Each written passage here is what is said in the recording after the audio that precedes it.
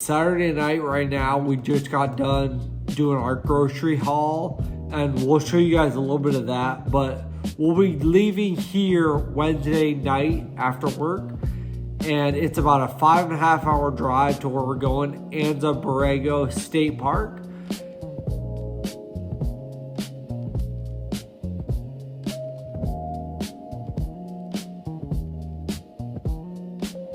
Okay, so we just got back from our grocery haul and we basically got everything to make pretty much breakfast and dinner for lunch. A lot of times when we're like out on trips, we don't really eat lunch, we just snack. So we got some yogurts, got some plantain chips.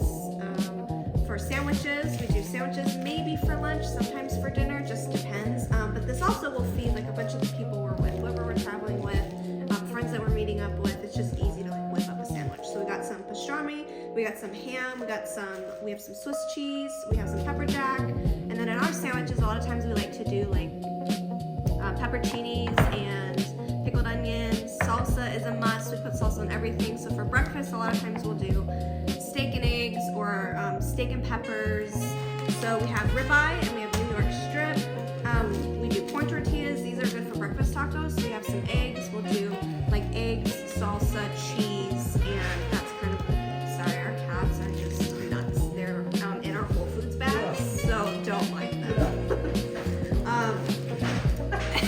And we love to do wraps. So a lot of times we'll do like either wraps or sandwiches. So we have some bread, some sandwich bread that we got from the farmer's market. So it's like homemade. So we'll either do that or we'll do a tortilla. And then that also, it helps for breakfast tacos too.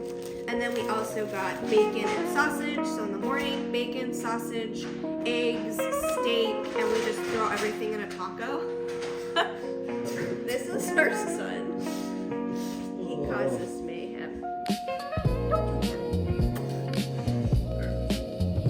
And then we keep the truck pretty stocked with just the basics, like canned goods. We have a farmer's market that we go to locally where we get all of our produce. We already have avocados, peppers and onions, and a lot of times we'll do burger bowls. We'll bring ground beef, and we'll do rice, beans, ground beef, avocado, and maybe peppers and onions, and some salsa. And that'll be like a really good dinner too. So you'll see us on the road making our meals. It's Tuesday night. I'm in the truck now.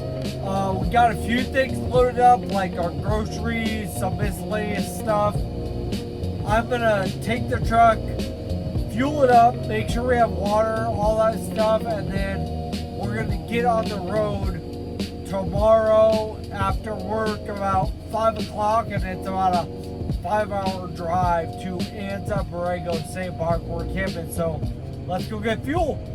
Okay, so we're here about to get fuel. I got about half a tank, but the tank is 70 gallons, so I'm gonna get 35 gallons of diesel. I think it's like roughly $3 a gallon, so we'll see what it costs to fill up.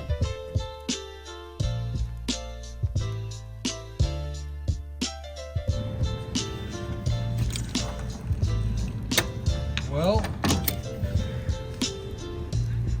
there's the first tank. So we just got done fueling up.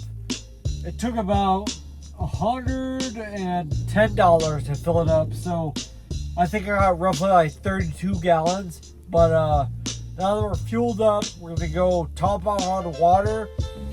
I'm at Sprouts right now. I gotta pick up a few last minute things. But the thing with this truck is being so big, nothing's ever fast. I think it's been like 40 minutes since I left the house, put fuel in the truck, got here, like nothing is quick.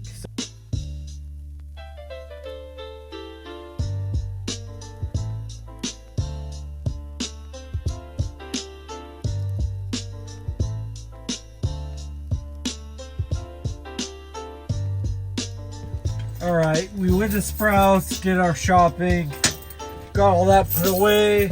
Now we are gonna go fill up on water. So here is the water tank situation. So each of these tanks are 40 gallons. So I usually fill them up about, I don't know, halfway. a little less than half, so I have 40 gallons, and that's usually good for anywhere from 5 days to a week, depending on how much we shower. But I got my hose, my filter here, so I'll show you guys how I get water. So this is how I usually get water. I screw my filter onto my hose or my spigot, whatever it is. And what I do is I have one of these collapsible hoses. They're super nice, super compact. Screw it on my hose, and then I will show you where I fill.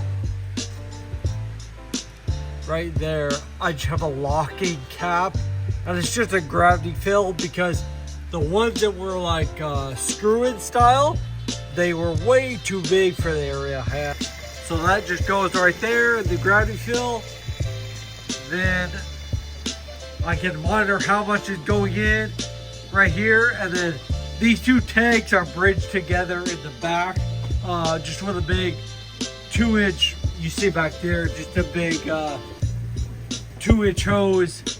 That way it fills them both at the same time. All right, it's about 5:30, 6 o'clock Wednesday night, so we're gonna take off from Vegas now. It's about a 5.5, 6 hour drive, so we'll see when we get there.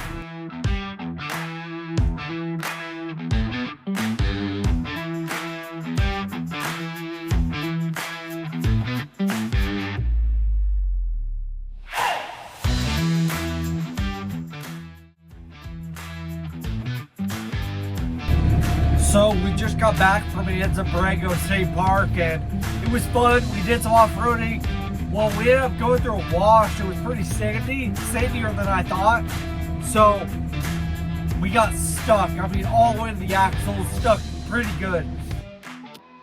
I was shoveling us out, but I'd have been there forever shoveling.